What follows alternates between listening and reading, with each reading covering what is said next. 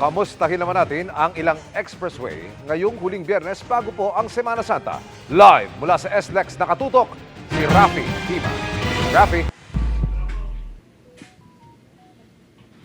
Emil, sa ngayon ay normal Friday traffic pa lang daw yung nararanasan dito sa South Luzon Expressway. Ibig sabihin yan ay mabagal yung daloy ng mga sasakyan approaching San Pedro southbound. Sa ating pag-ikot naman sa may North Luzon Expressway kanina ay maluwag pa rin yung daloy ng mga sasakyan. Nagbabagal lamang sa may Balintawak Toll Plaza.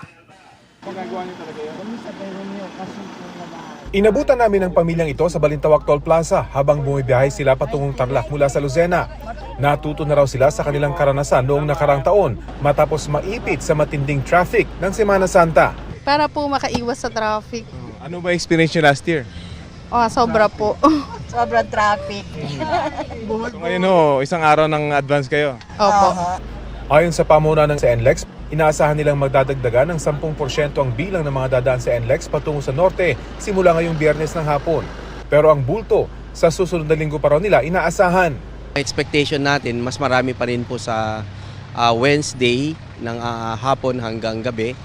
At yung Thursday talaga, yun po, madaling araw pa lang hanggang early afternoon, marami po yun. Pero simula ngayong araw, itinigil na raw nila ang lahat ng construction sa NLEX maging ang road closures para makatulong sa inasahang unti-unting pagdami ng mga motoristang dadaan dito. Nagdagdag na rin daw sila ng tow trucks at personnel para umalalay sa mga motorista. Bukod sa mga toll gates, mga nasisirang sasakyan at mga aksidente daw kasi ang pangunahing dahilan kung bakit nag-uusad pagong ang expressway kapag buhos ang bulto ng mga sasakyan. Nagpatupad na rin ulit kami through our Safe Trip Mo Sagot Ko Motorist Assistance Program ng free towing para sa mga Class 1 vehicles hanggang nearest exit. Hanggang Monday 6 a.m. yan, and then itutuloy po yan ng Holy Wednesday ng 6 a.m. hanggang Good Friday 6 a.m. Nasa 80% na raw ang gumagamit ng RFID sa mga dumadaan sa NLEX, pero ang natitirang humigit kumulang 20%, siya pa rin nagiging dahilan ng pag-iipon ng mga sasakyan sa mga toll plaza.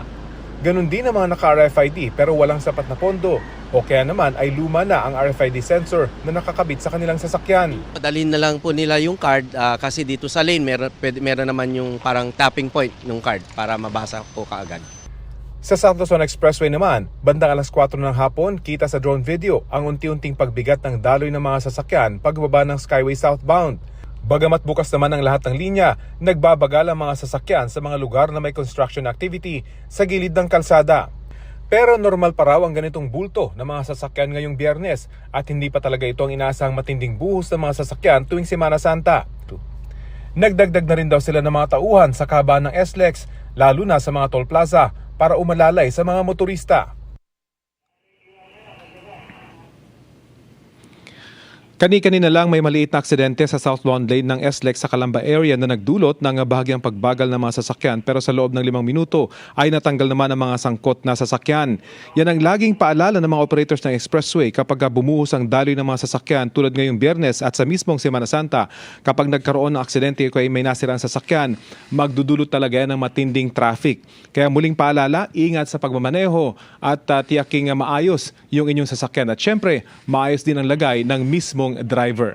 Yan ang latest mula dito sa South Luzon Expressway Traffic Monitoring Center. Emil? Maraming salamat, Rafi Tima.